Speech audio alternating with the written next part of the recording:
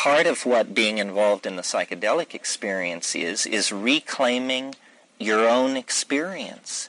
We expect Carl Sagan to explain it to us, or the evening news, and we don't realize all these people are just like we are. All of these people are utterly, utterly, utterly ordinary, totally ordinary. I can't impress upon you enough how ordinary everyone is. And we drift into the assumption, that great men and women are at the helm, and that deep thinkers are publishing all of these books. And it's just not so. It's a groping, it's a feeling toward it. And any one of us is competent. This whole cult of professionalism and elites is just a shell game. The thing to do is reclaim direct experience and then insist for other people that be dealt with. I've tried to do that by talking about the part of the psychedelic experience which nobody seemed to want to talk about, which is, it seems to me that it's not an exploration of our psychology, of our conscious or unconscious mind. It's a place. There's real estate in there. It is as profound a dimension as the New World was for Columbus. We are going to live in the world that the psychedelic experience is revealing to us, because we primarily define ourselves culturally through language. And the psychedelic experience is, I think, primarily will be found to be a revisioning of language. Hello, and welcome back to Tejas Luminous.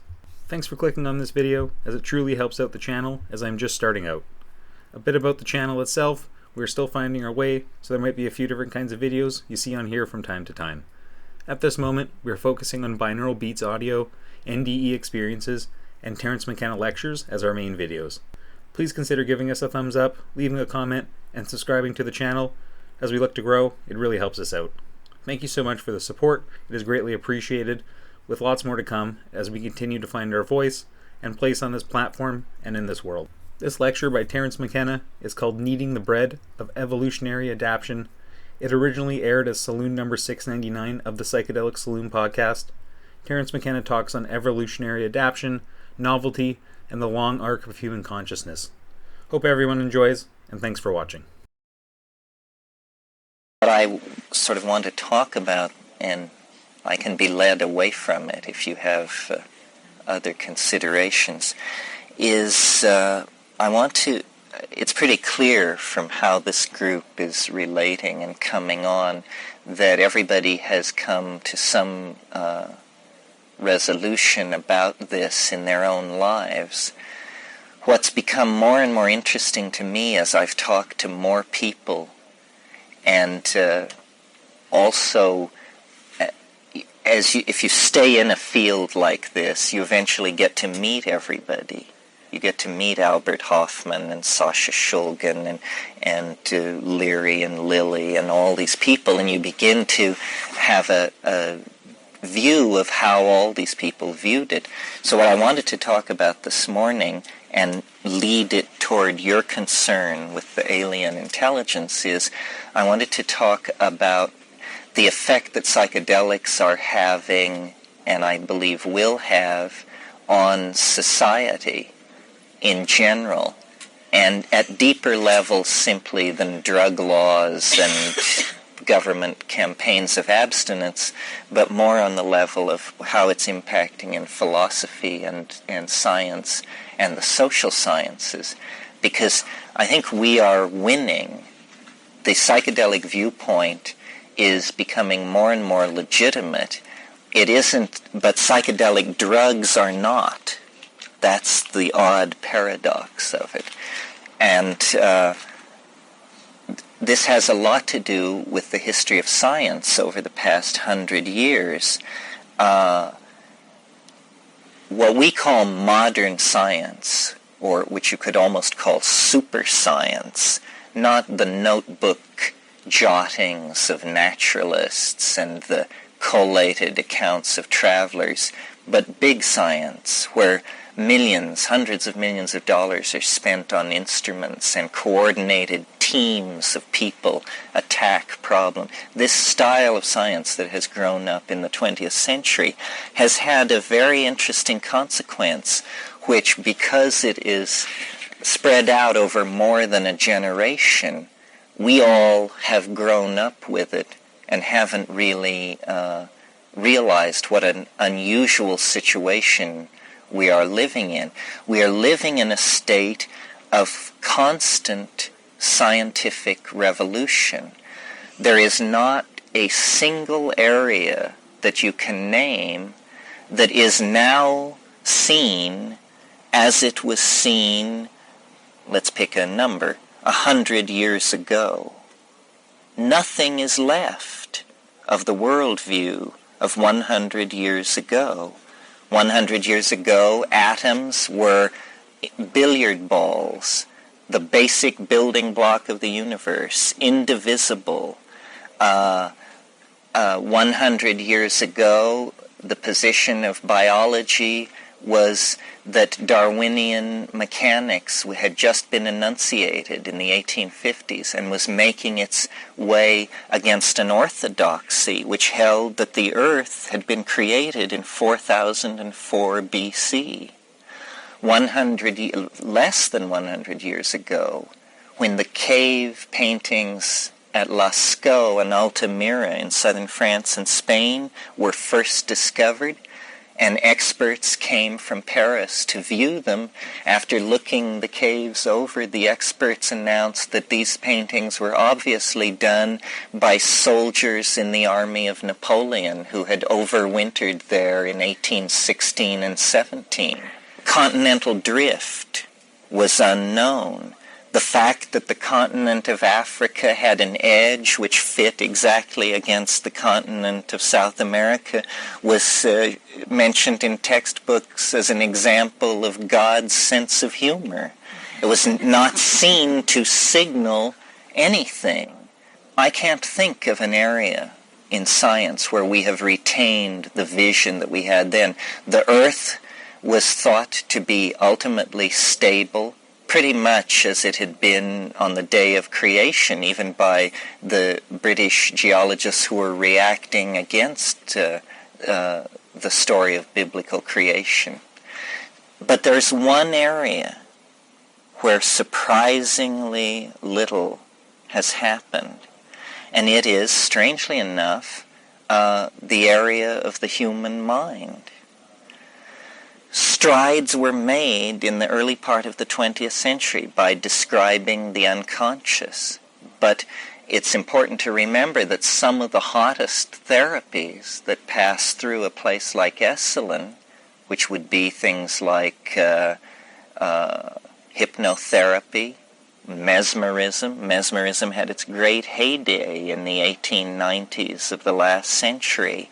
Colonic therapy, brought to a peak in Germany in the 1870s. Reflexology, a 19th century theory. Homeopathy, a theory developed in the late 19th, early 20th century. So we've not had in place really new models of the mind. The body, because of Wilhelm Reich and the many, many schools that he spawned either as his progeny or in reaction to his thought, have given us new handles on the relationship of psychology to the body. But in the area of the mind, it's been pretty much left alone. Well, now, to go back to the previous example of these other areas where scientific revolutions were made, they were true revolutions. They were not fine-tunings or little additions of details, but complete overthrow of old paradigms and the establishment of new ones.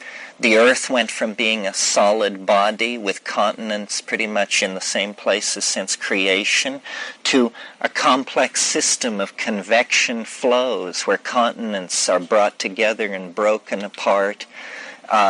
Man, instead of being seen as the highest product of creation, a descent slightly beneath the angels, is instead seen as a primate, a specialized monkey of a certain sort.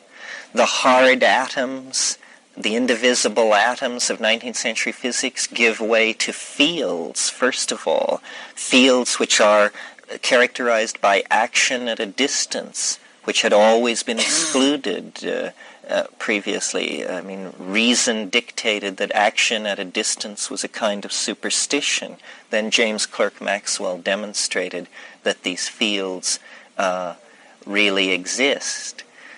So in each of these areas, a total revolution took place.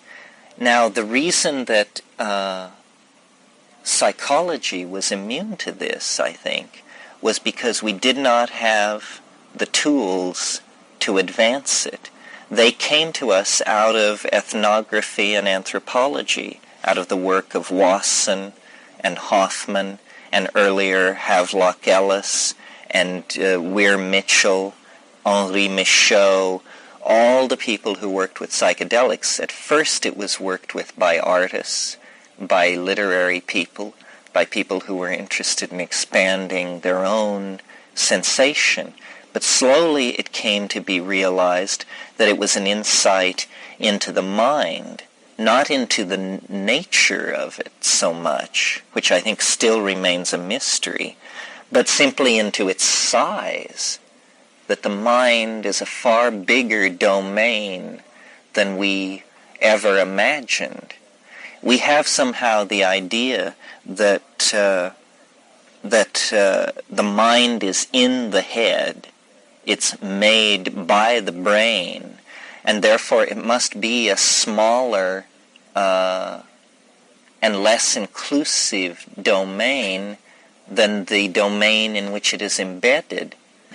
It's just how to do that, how to take a world with a world in it and put it into the world in it and put the world in it outside of it.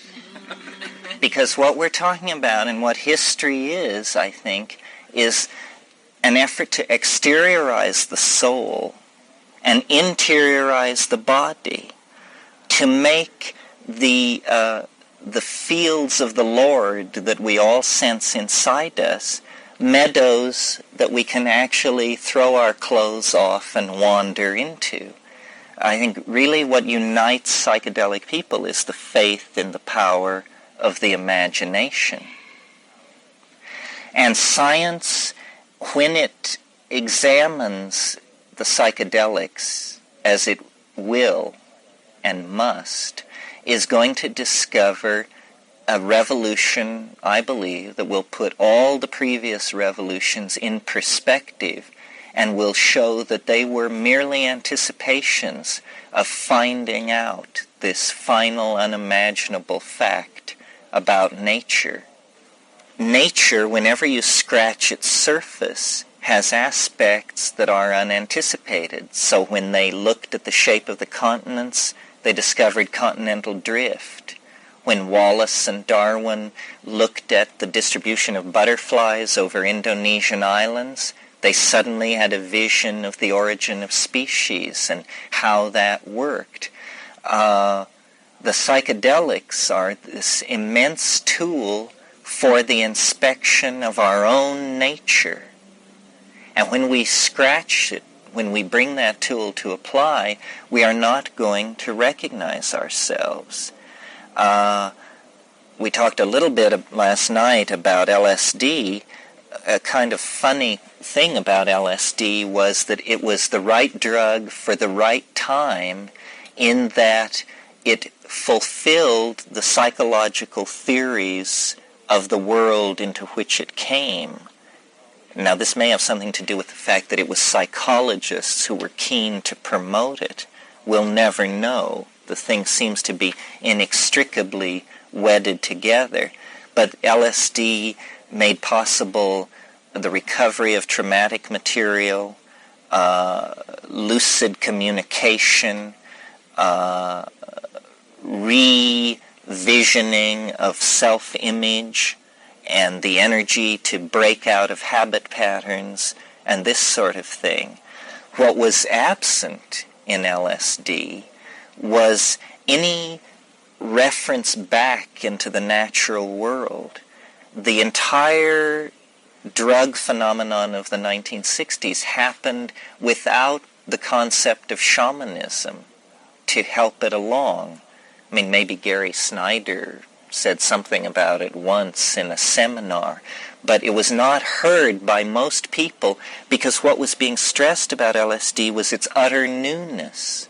How this was, I remember people saying that it had been created to save us from the brink of atomic catastrophe. It had come into the world at the exact proper time to be there when we needed it.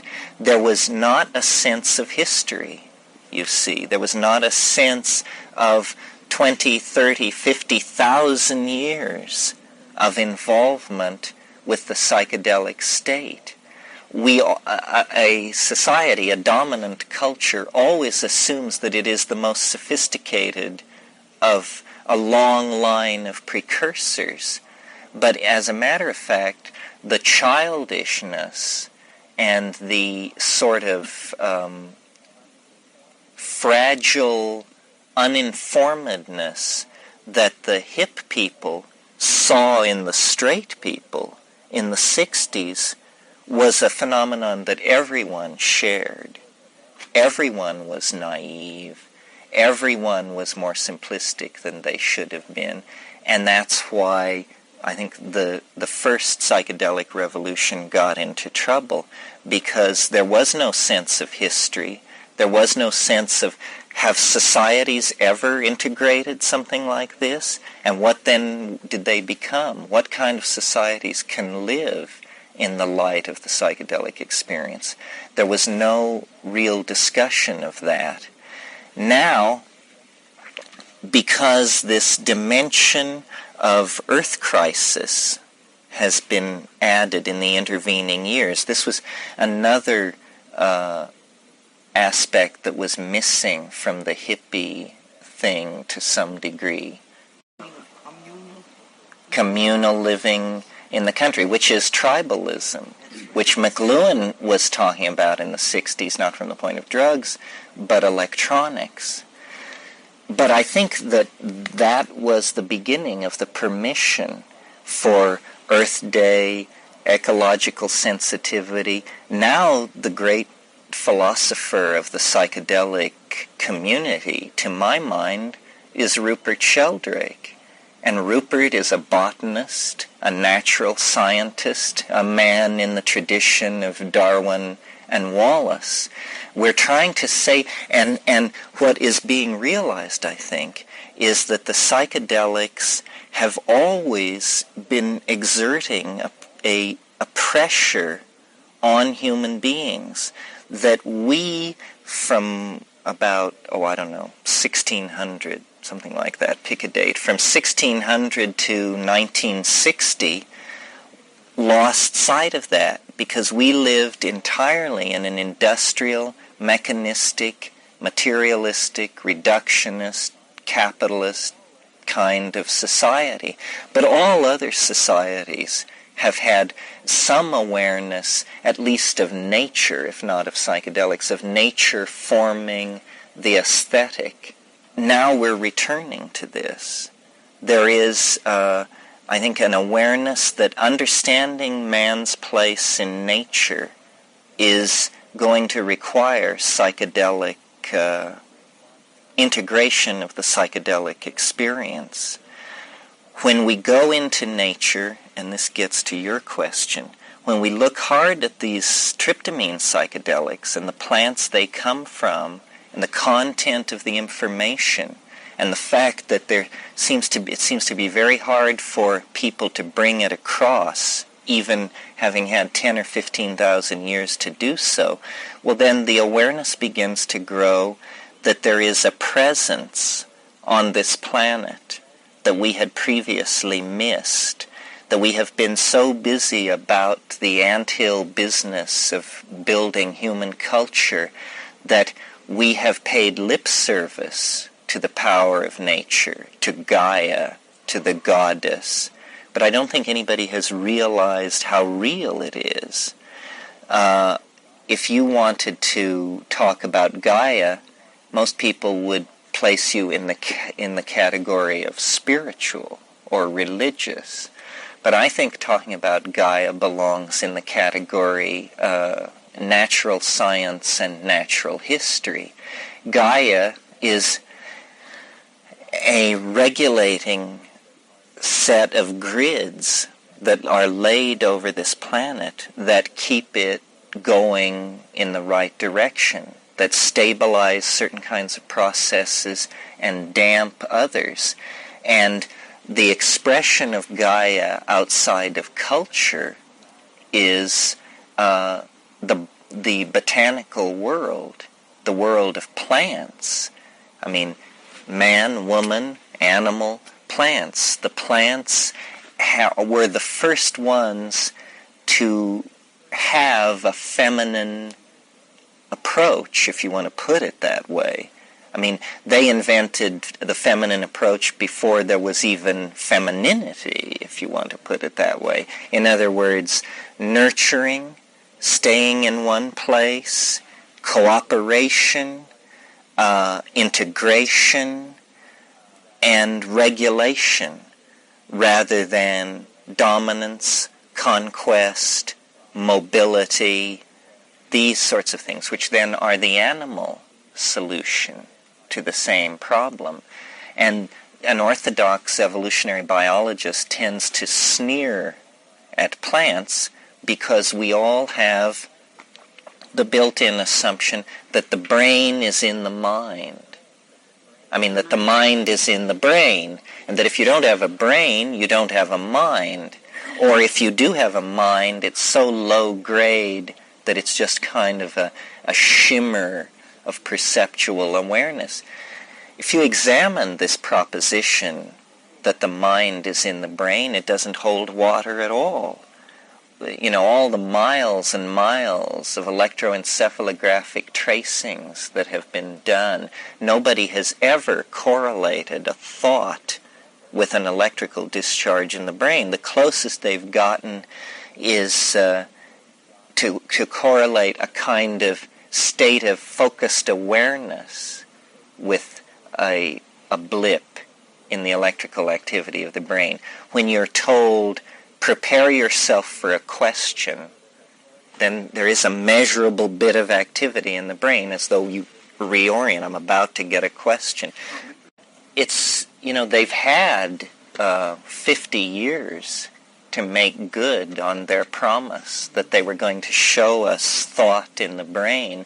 Sherrington and those people, what was the famous Spanish neurophysiologist, Ramon de Cajal, and Sherrington and those people announced all of this in the early 1920s. Since then, we've had supercomputers, super imaging systems, microprobes, vast advances in the technologies they said they needed in order to make this point. They have not made good. It's interesting, there are a couple of areas. In 1952, DNA, the structure of DNA was elicited. Well, the scientific literature was full of predictions of the cure of all diseases within 15 years, certainly the elimination of all genetic defects, a full understanding of what life is. Well, then as they began to elucidate the mechanisms of DNA, they turned out to be simply that, mechanisms, no more interesting than a water faucet or a torsion belt or a weighted governor. The life that molecular biology seems to be able to describe is a life of chains and pulleys, falling weights and tightening chains. There has not been a single step toward elucidating what it actually is. Its mechanisms are better understood, but not what it is. To the mind even more so, to the point now where the people in the field to each other will admit that there's a problem, there's a crisis. This past week there was a conference here called the Holonomics Conference. Carl Pribram's theory of brain functioning, which is certainly state-of-the-art and out there, but it just recently had to be restructured and renamed, changed from the holographic theory to the holonomic theory, because the experimental data was not supporting the model that they had. This happens over and over again. So I think we're too patient with science. Nobody should be allowed more than 50 years to get their act together. If somebody claims think about it. We think of the 20th century as the most rapidly evolving century that there has ever been. A few years ago, Kat and I took the children to Mexico to wander around looking at the Mayan ruins. We were in San Cristobal de las Casas, which some of you may know. It's high up in the mountains of Chiapas. And there's an immense cathedral there. It was built in 1511. Built in 1511. Columbus discovered America in 1492. So that's 92, 1502, 1512. 19 years after Columbus had discovered America, in a world relying on galleons and horse flesh, the complete conquest of a culture was totally fait accompli, and buildings 600 feet long with 300-foot ceilings were being put up all over Mexico. We went to the moon 69, 79, 19 years ago. Today, we couldn't put a lawn chair on the moon. You would think that by now we would have buildings 600 feet long with 300-foot ceilings, have the Indians all working for us, and be looting the place of minerals. See, there is... we tolerate too much foot dragging, and these scientists have been pontificating. A real sore point with me is the claims of quantum physics. I mean, my God, how many conferences are there going to be on the connection between quantum physics and consciousness before somebody comes up with something better than a rap? And the new position of the particle physics community is, just give us $6.5 billion and a machine 19 kilometers in diameter, and we will show you something. Well, but 5 years ago we gave you $4 billion and you built the machine 4.5 kilometers in diameter, and what you concluded out of that was you need a bigger one. And we're living in a world where people are starving, where people are dying of AIDS. I mean, I'm not saying you have to just give the money away to the poor. Certainly nothing as radical as that. But if you want a scientific frontier that has positive feedback into the human experience, then let's take the $6.5 billion and have a full assault on the mechanism of viruses in the human cell, so that we come out of it with an AIDS cure, of course, but we come out of it also with a much deeper understanding of the mechanics of life. I think it's time to begin to call in the chips on these various disciplines that have been promising great things to us for the past 30 years. Where would psychedelic research be if it had been going on at full funding since 1960 and hundreds of thousands of people, well and healthy, had taken it, and the plants of the world had been fully surveyed, the cultures of the world, databases had been built of their folklore and this sort of thing.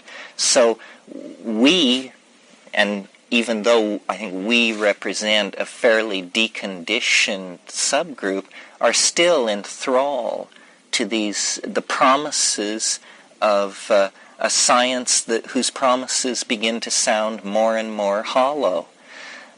Part of what being involved in the psychedelic experience is reclaiming your own experience. We expect Carl Sagan to explain it to us, or the evening news. And we don't realize all these people are just like we are. All of these people are utterly, utterly, utterly ordinary, totally ordinary. I can't impress upon you enough how ordinary everyone is.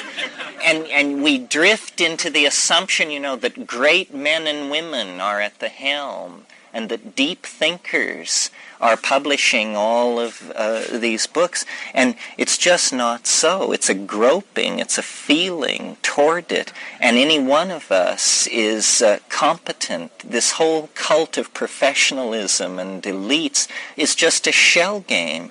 The thing to do is reclaim direct experience and then insist for other people that be dealt with.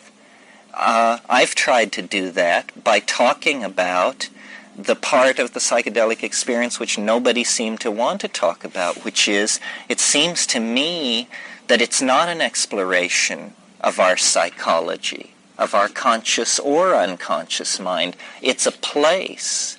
There's real estate in there. It is as profound a dimension as the New World was for Columbus.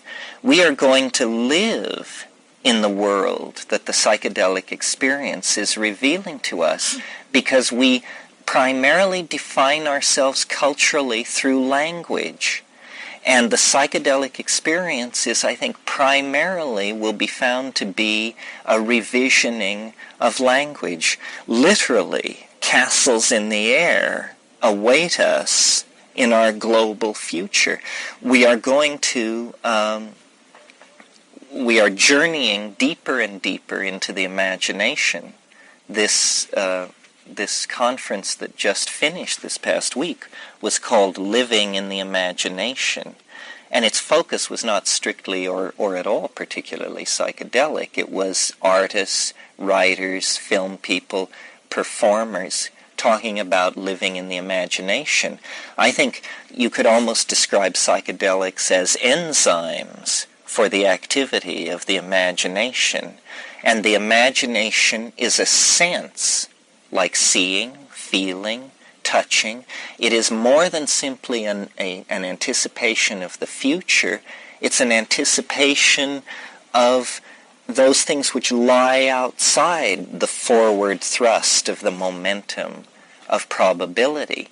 The possession of the imagination is what characterizes us and distinguishes us from other creatures. I mean, you can talk all you want about porpoises and dolphins and all of these things, but, they may have rich interior lives, but there is no trace of epigenetic coding. In other words, they don't write books, paint paintings, build cathedrals. These are the things which we do, which have built up a tremendously rich environment for each succeeding generation, so that we do not birth our children into the world of nature. We birth our children into the world of culture. And culture is some kind of collective engineering process that up to this point has been largely unconscious, entirely unconscious. I mean, people just thought what they thought and let the chips fall where they may, and every once in a while a Christ or a Mohammed or a Buddha would come along and reshuffle the deck, and then the game would play on. But we are coming to the place, a great turning place, I would think, a cusp almost in the evolution of human psychology. It's the self-reflection cusp. We are beginning to become sophisticated enough with our language and our awareness to stand outside of ourselves. What is the human enterprise? What is happening on this planet? What the hell is going on here? This planet has supported an endless succession of animal forms. They can be traced back into the gunflit cherts of South Africa, 3.5 billion years. In the last 1,000,000 years, phenomena never before seen on this planet have begun to emerge. Not all of them having to do with the human species. For instance, glaciers. I believe and subscribe to the school in geology which says there were not glaciers 1 billion years ago or 100 million years ago.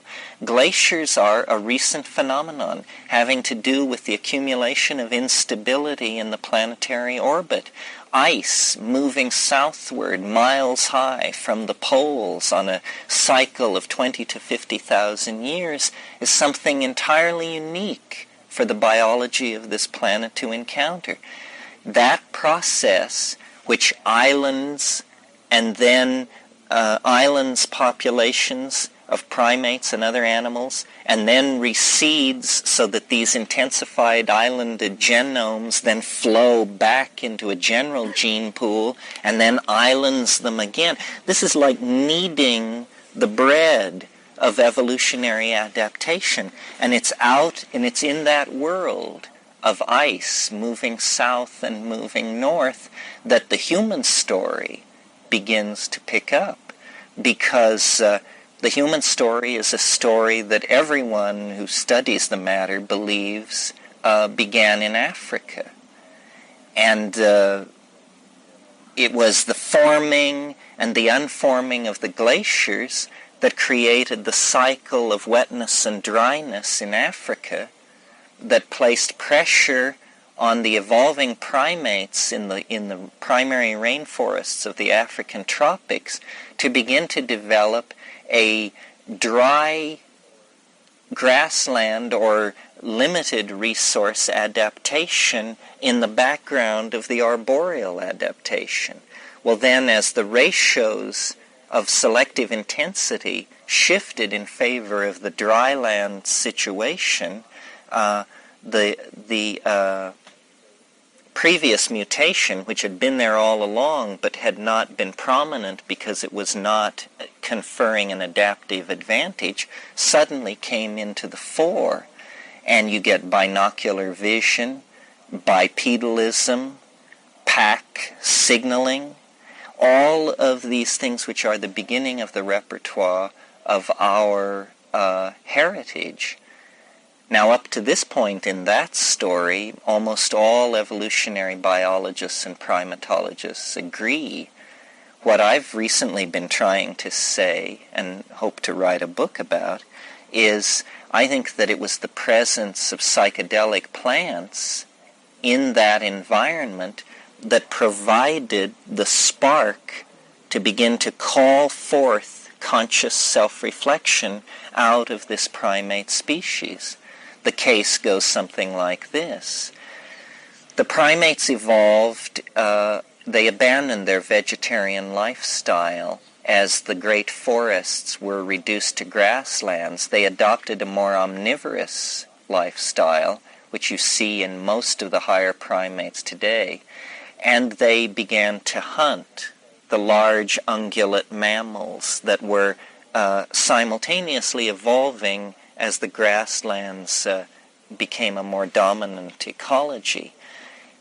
In the manure of these ungulate mammals, cattle, mushrooms find their idealized environment. Well, if you've ever watched a baboon, the strategy of baboons for hunting food is they go along and they pick stuff up and they smell and taste, and they're always turning things over looking for bugs. Well, carrion beetles and stuff like that always congregate under cow pies. Isn't it wonderful that the evolution of the grandeur of the human mind begins with what's going on with doodle bugs under cow pies? It keeps your humility. But because searching for insect protein, the mushroom is a very conspicuous part of that kind of environment. I mean, a child of 3 will run to it in the meadow because it's neither fish nor fowl, you know. I mean, it is quite an anomalous and striking object. Psilocybin, it's been shown, increases visual acuity in small doses. This is very solid research done by Roland Fisher in the 50s and the 60s, some of the last research done with psychedelics. He showed that very small amounts of psilocybin increase visual acuity before there is any other effect. You don't feel stoned or anything like that. The way they proved this is they built an apparatus where there were two parallel metal bars, and someone unseen by the subject, by turning a crank, could impart torsion to one of the metal bars so that the two parallel bars would slowly, one would twist and they would cease to be parallel. So you get graduate students, the favorite experimental animal of the psychology, and you give them light doses of psilocybin and you sit them down in front of this apparatus and tell them to push the buzzer when the two bars are no longer parallel. Very consistently, the people who had been dosed with psilocybin scored higher on this test than the people who had not. Fisher, wishing to be facetious, said to me, "You see, this is a case where we've experimentally proven that drugs give you a truer picture of reality than being straight." And for him it was a joke. See, it was just this cute thing that you say to your academic colleagues. But I was quite touched and struck by, this is true what this man is saying. This is a simple experiment. It proves that sometimes a drug it's better to be stoned than not stoned, and your life could be depending on it. Because hunting is an activity where visual acuity is 95% of the game, you know.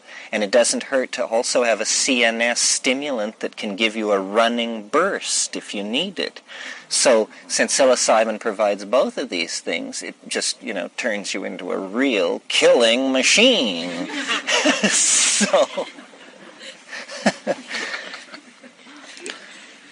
And Fisher never considered the impacts of his findings in what this would mean in the natural environment.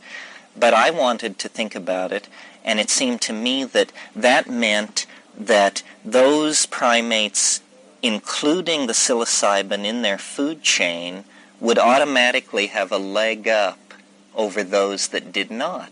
They would be able to move quicker in the hunting situation and more accurately. Well, you have to have studied evolution for 10 minutes to know that that means then that these forms are going to be preserved and selected in favor of over those individuals that do not have this in their food. At the same time, it could have made them a little bit more vulnerable. In what way? Well, you eat a bunch of mushrooms, and suddenly you're just sitting there watching all these patterns. Suddenly you're more vulnerable predators per se or something. So yes, well, that's what I wanted to get to. I don't mean full trips. I mean that in the process of eating bugs and roots and stuff, if they ate these mushrooms without even knowing they were psychoactive, they would have this visual acuity. Now, somebody at some point ate a lot of them, and they discovered that they were no good for hunting or bursts of speed or anything. They just wanted to lie on the ground and, be with it. At that point, I think this becomes a mystery for the first human beings. The cow is the source of food, fuel, body covering, milk, and an image of nurturing that's very important, because the birthing of the cow, it probably was the birthing of cattle, and the observation of cattle probably taught people more about sex than their own sexuality did. The husbanding of animals is how farm children learn about life. Once the psychoactivity was discovered, the real visionary potential of the mushroom, I think it would be connected to the cow. It would be viewed as a product of the cow in the same way that the manure, the hide, the milk, the blood, and the flesh was.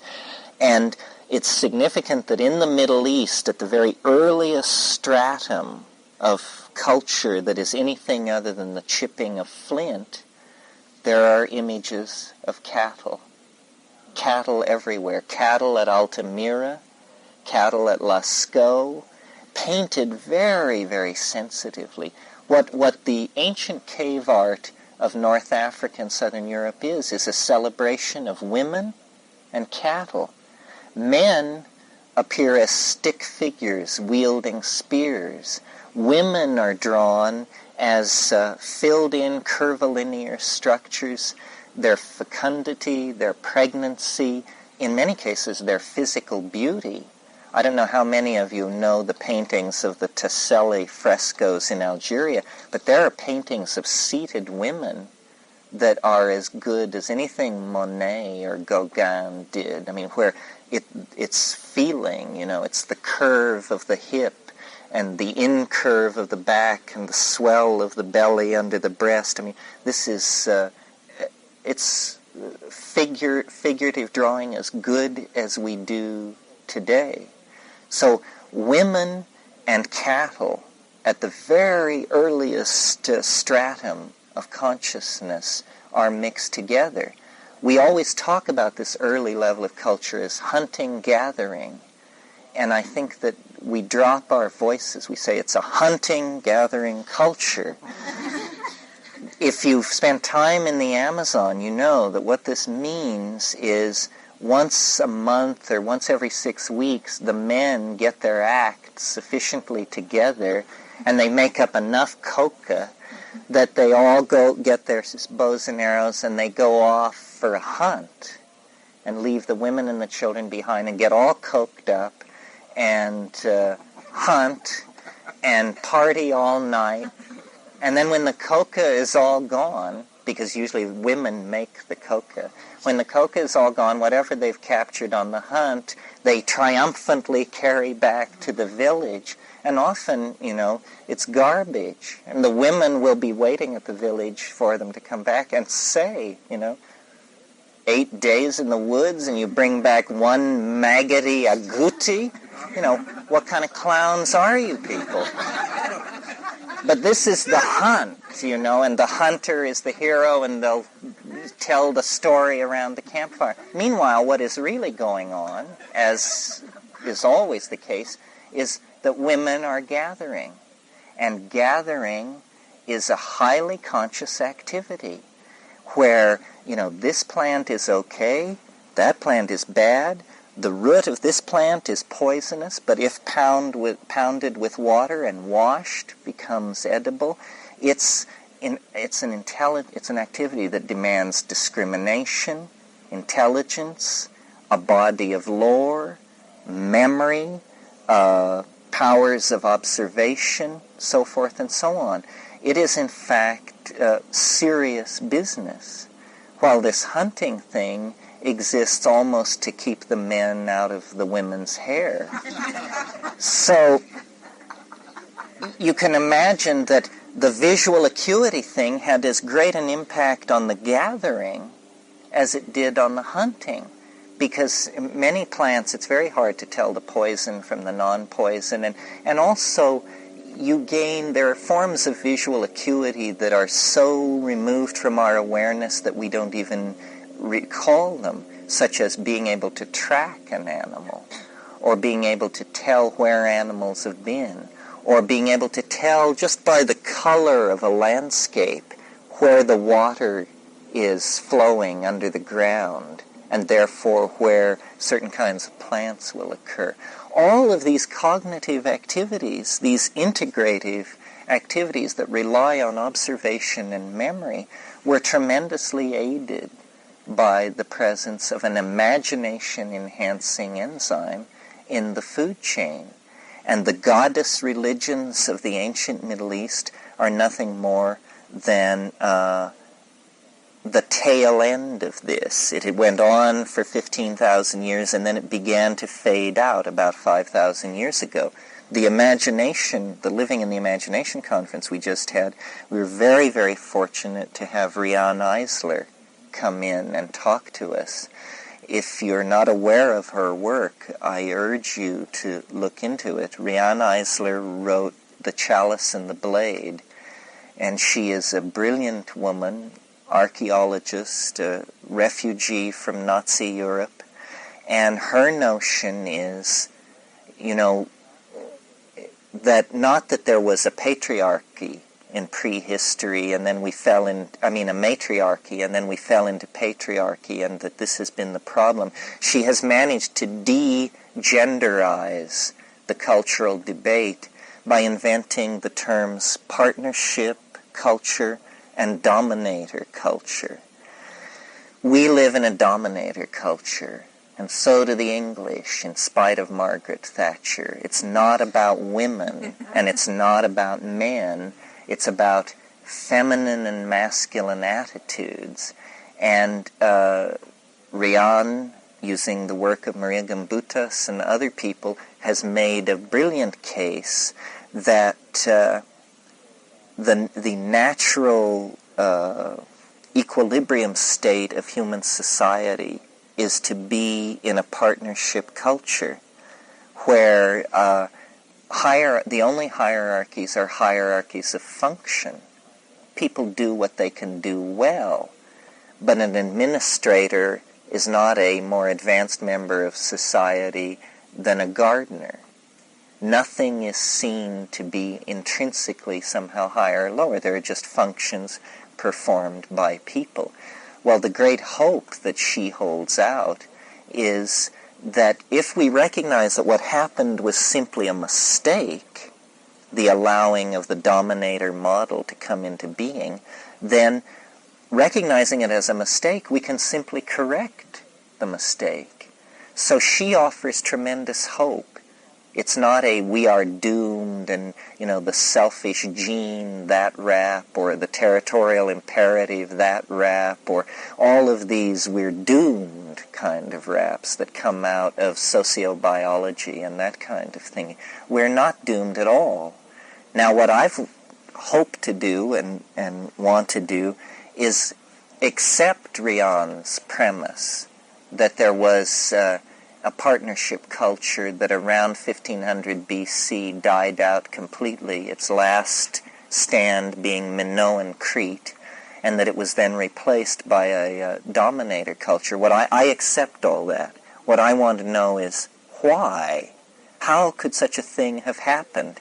If a model of culture, an adaptation like that, had been perfected that worked, what factor could then come into the picture and overturn it and cause it to be lost? And I think what it is the partnership culture was feminized in its approach to society because it maintained a connection to the psychedelic world through plants. It kept a proper perspective on the true rank of import of the structures of the psyche, because as soon as you get the fall of Minoan Crete, what you get is the beginnings of Greek philosophy. And when you get formal philosophy, you get the rise of the Homeric period. All this happened about the same time. We're talking 1100 BC here in the Eastern Mediterranean. You get the glorification of the marauder, the warrior, the glorification of the king, and the evolution of slavery in the Greek model that we kept up with right up until 1865. The slaves of ancient Egypt were the property of the royal household. Slaveholding was not something that everybody was into, as it was later, where wealth meant slaves. So I think that what the psychedelic thing can be seen as is, when it's done with plants, is a return to Gaia, an immersion in the feminine. James Joyce talks about what he calls the mama matrix most mysterious. That's what you're seeing, those lights against darkness, all that stuff. It is the potential for creative exuberance that resides in the chthonic feminine matrix. It is the body of the goddess. And the ego can only create and maintain its tiny world of self-reflective concerns if it stifles this connection to the unconscious. So the terror of drugs that is paralyzing our society is, there's really only one terror in our society.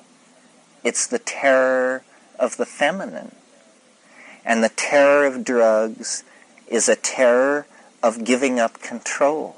This is what people are most alarmed about by psychedelics, is the giving up control. And remember in the 60s it was all about ego loss, and people strove for it and claimed to have achieved it and this and that. And it was never couched in this male-female thing, but I think that's a male problem and a male way of of setting the table for the banquet to talk about ego loss. A partnership society is going to involve a lot of ego loss. It's going to involve a lot of seeing your brother and your sister as interchangeable with yourself. It's going to bring, I think, a major sexual revolution, because so much of sexuality over the past 500 years has been based on, it was almost the coinage of the ego's dealings with the world. How many women are under my domination? Are you mine? Am I yours? And people have always stressed that the problem was in the possession, but it's really in the casting of the subject and the object there. Me and you, not the relationship. And so I have, I'm sure you've all heard me say this on tape, to me the major metaphor that is operating in the 20th century is what I call the archaic revival. Our civilization is falling to pieces. Its assumptions are no longer any good. It just doesn't work. And by our civilization, I mean from Moscow to the Potomac, to Tokyo, to Sydney, to Bangkok, and back to Paris. Global civilization is not working.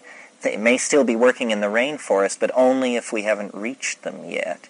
And as soon as we reach them, they'll be sent to work in sawmills and involved in growing coca for the drug trade and be ruined.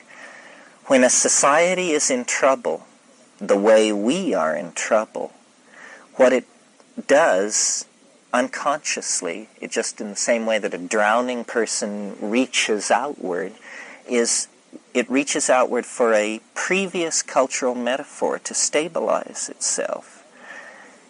We can understand this by looking at the Renaissance, where as the medieval world began to crack to pieces, and cynicism about the church and the Pope and all of this, and cities began to, and the Jews began to be turned loose to make money, and trading networks began to be established. All of these new things began to be tolerated. The Renaissance reached back to Greece and Rome for steadying metaphors. And this is what classicism is. It's an effort to be more like Greece and Rome than Greece and Rome were, to have their laws, their architecture, their technologies, theories of road building, warfare, politics. In our situation, the culture crisis is much worse because of the bomb, because it is global, because of high-speed communication. We can't reach back to ancient Egypt or the Anastasi or the Maya. It has to be something further back. It actually has to be something outside of history. And this is what sets the stage for the archaic revival. We want to return to the cultural models of 15 to 20,000 years ago. Not that we are going to become Neolithic people, but we need to cultivate the same things they cultivated for very different reasons. They were hunter-gatherers with a deep sensitivity to nature in order that their very small numbers could prosper and spread. We must become gardeners of the planet and ecologically conscious people, because otherwise there won't be any land left to stand on. Their concern with myth and ritual, with images from the unconscious expressed in mask making and carving and fetishes, we see early in the 20th century's concern for the great revolution in art. So Picasso went to West Africa and brought these masks back, and other people brought back primitive art, and it was seen to be, more true to the human feelings of the early 20th century than the romantic fin de siècle art that had come before, which was really the last tail wagging of the Baroque and Rococo era, which was the come down from the Renaissance.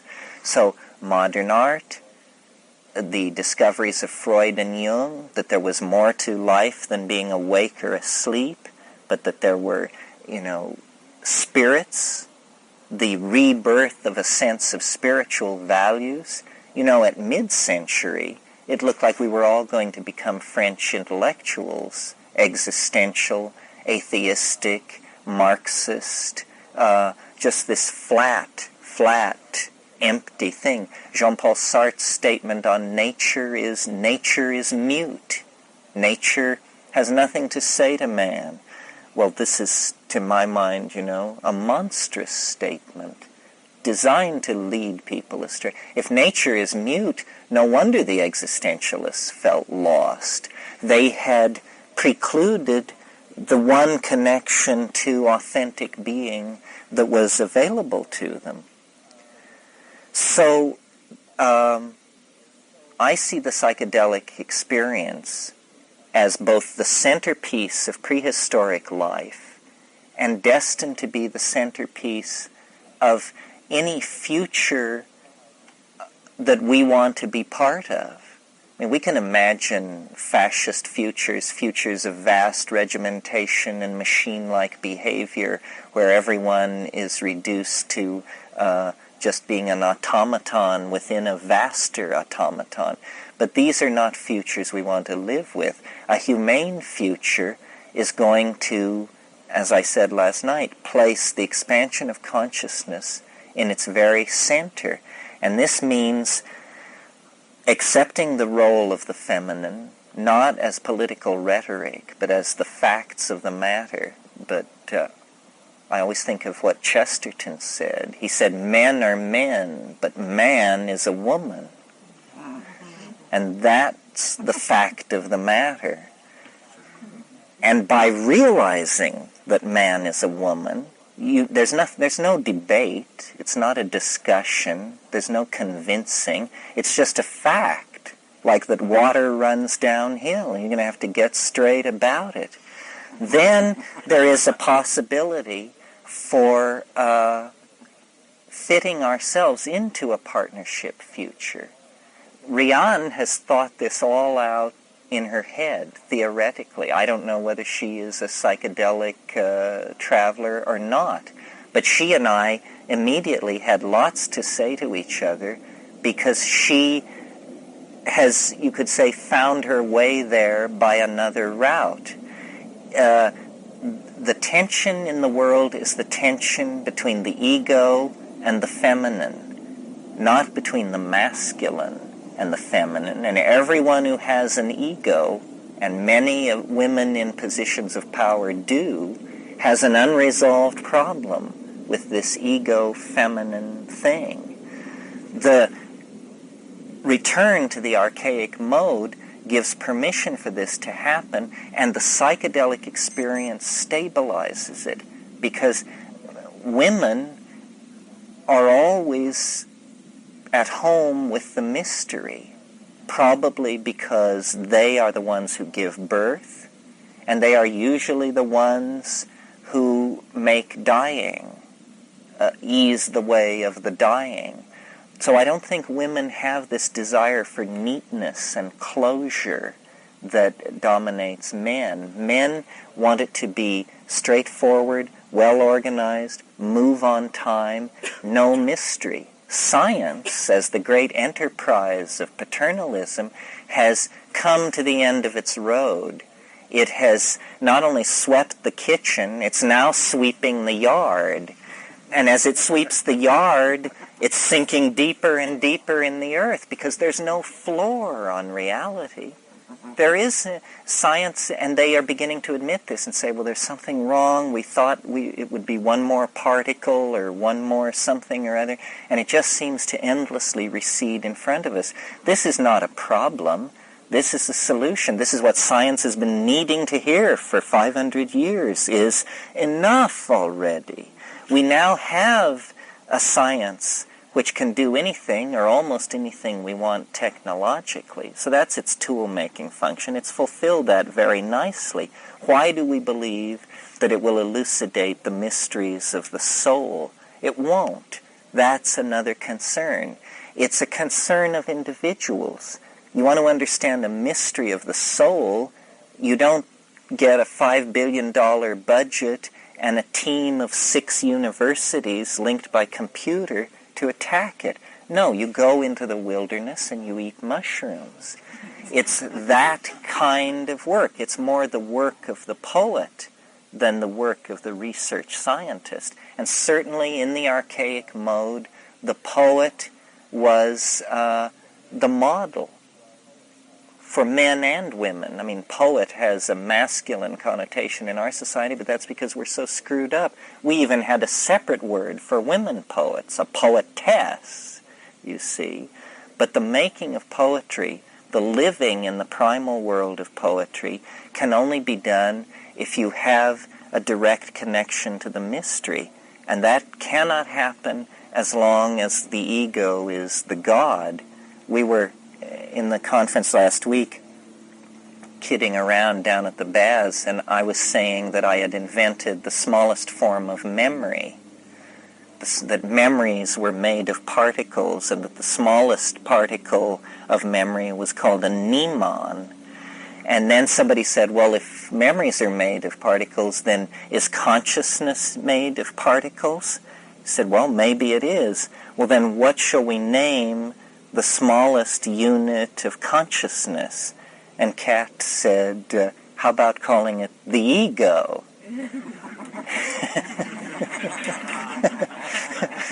And I think that's a good place to begin.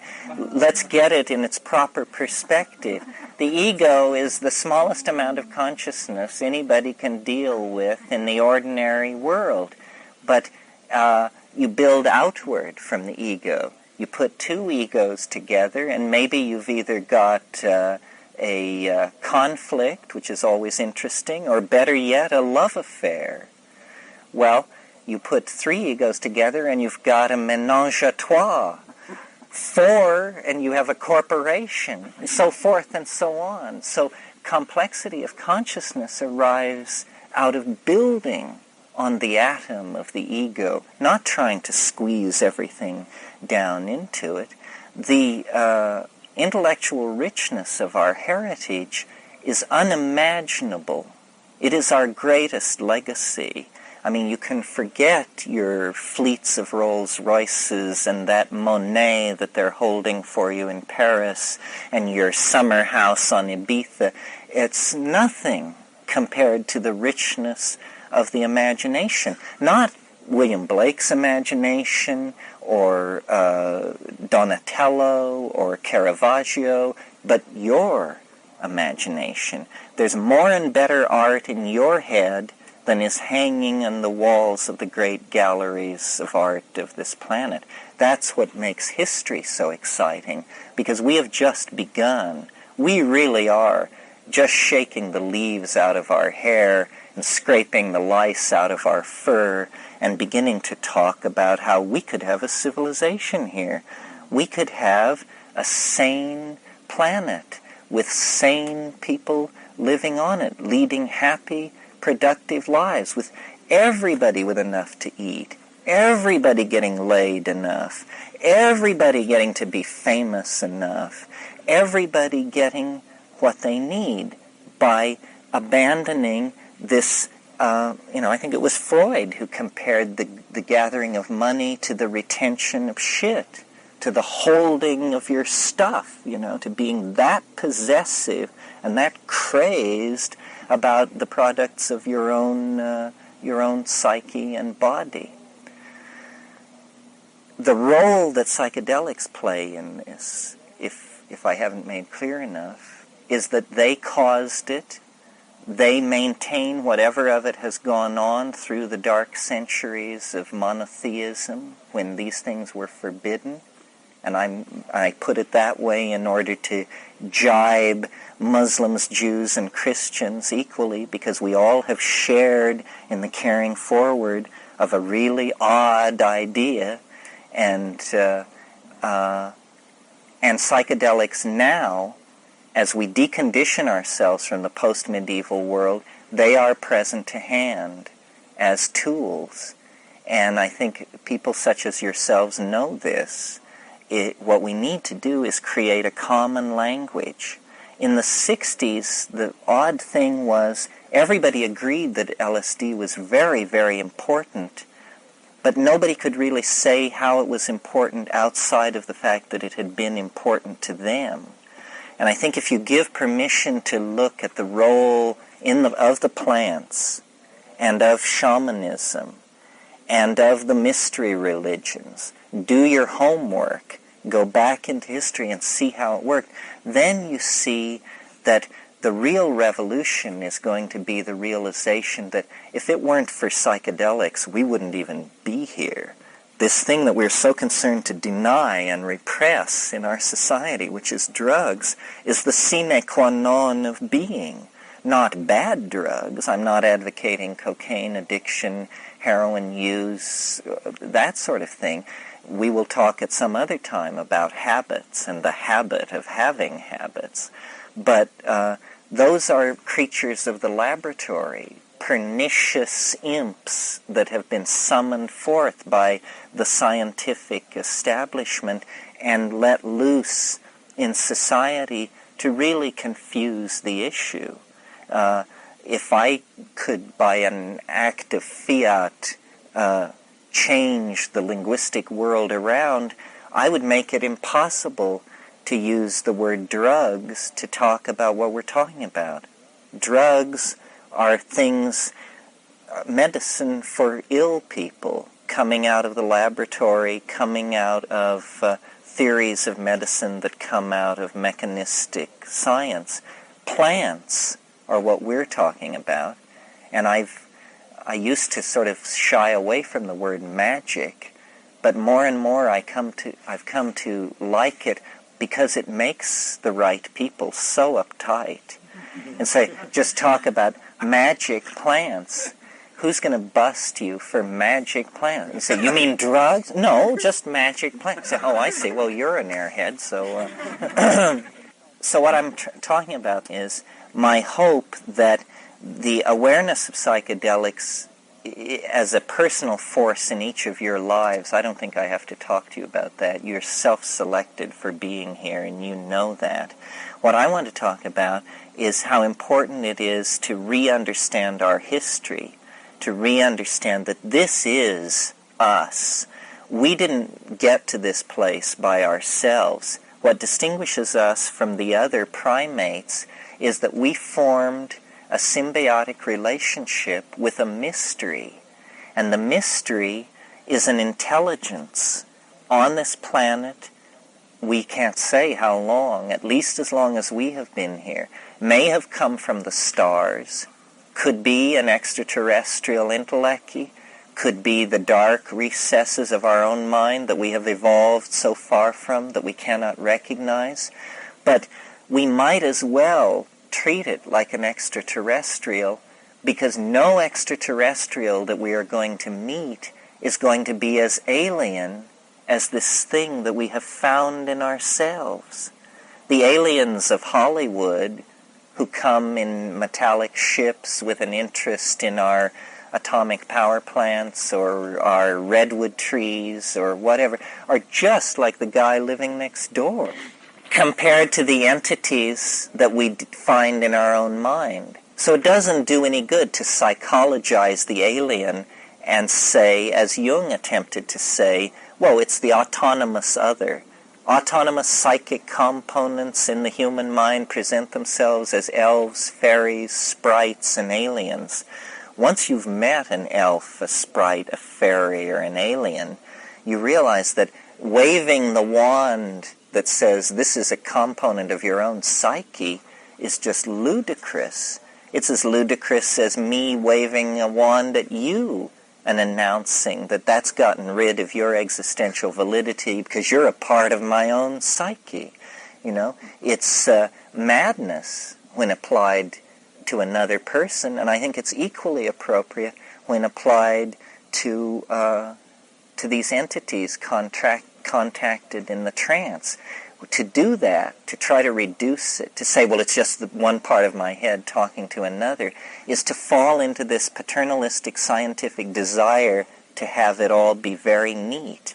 How would it be if it's not neat at all?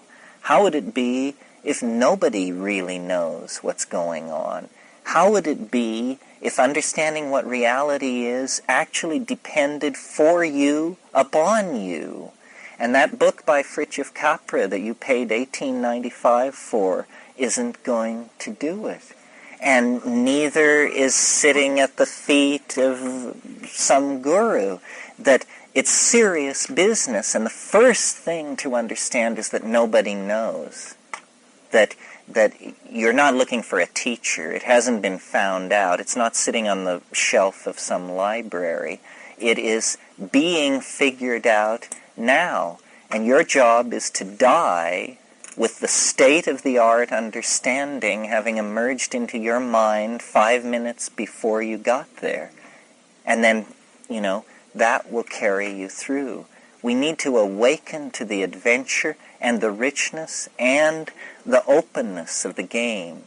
The rules have not yet been forged. We will forge the rules ourselves, each for ourselves and each for the rest of us, by working forward through this thing.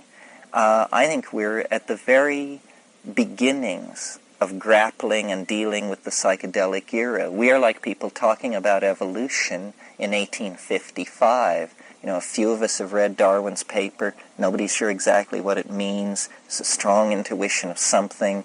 The species thing is a problem. Nobody's quite sure. There's a new model of life and culture ahead of us, and it comes out of exploring with each other the places we have been by ourselves, the places that we have gone and been taken by the Spirit. And yes, so it's the tension between the ego and surrender, and the psychedelics mean surrender. I thought I talked somewhat about the problem of the alien. It's a rich problem, and people probably have experiences which weigh upon it. It's really in the particulars of meeting this thing. If someone had never taken psychedelics and had no interest in it, and had come here because they thought this was the Traegering group, I think they would be truly alarmed and disturbed by what they hear, because we appear to be mad people, because we appear to be fully engaged with an unseen, invisible world, and we're calling it the cause of history, the purpose for the future, and the basis for everything going on between us. But nobody said life was simple.